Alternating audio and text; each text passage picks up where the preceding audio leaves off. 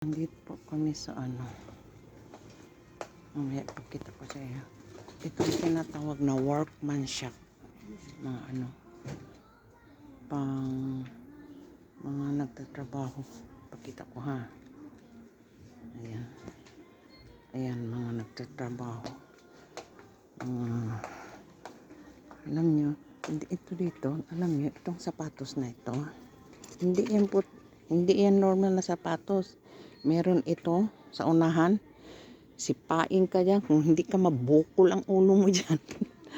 Kung hindi matanggal ang ngipin mo, meron siyang, safety. Dyan, matigas yan. Ganito pag dito sa lahat yan, may magpabuang-buang sa Bisaya, sipain mo ito. Kasi tanggal talaga ngipin yan, matigas yan.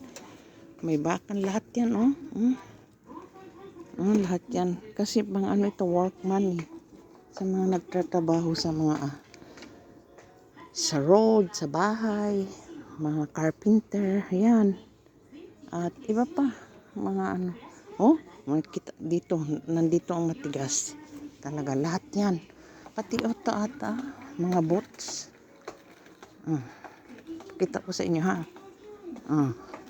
Ayan, pati mga boots, merong safety dyan sa unahan. Kasi siyempre, pag nahulugan ka ng bakal dyan, at least hindi yan. Kasi may safety. Pag may kalabang ka talaga, yan ang suotin mo. Bibili ako, dalhin ko ito sa Pilipinas. Pabuang-buang ka, sipain kita nito. Kung hindi, tanggal ang ngipin mo, bungi ka. Kung hindi matanggal ngipin mo, mabungi ka. Nagmas ako. Ayan pa doon mo. Yan. Lahat niyan may mga safety Dito tayo sa damit. Kasi ang asawa ko is carpenter. Ayan, ang ganda naman ito. Grabe. Parang pang ito, pang trabaho lang ito. Mga ganyan. Pang trabaho.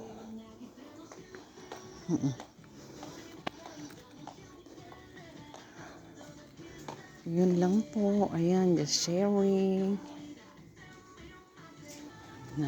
Yun lang. Dito. Ayun, naghahanap siya. Iwan ko kung anong hinahanap niya. Ang wala ang hinahanap niya. Nandito lang ako.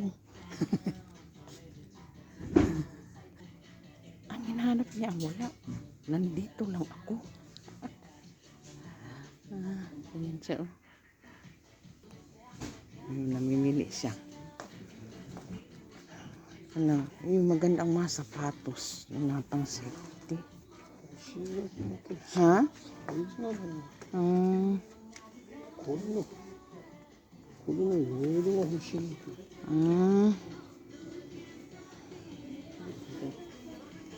Husoy yang papi. Yan. Street, Okay, bye.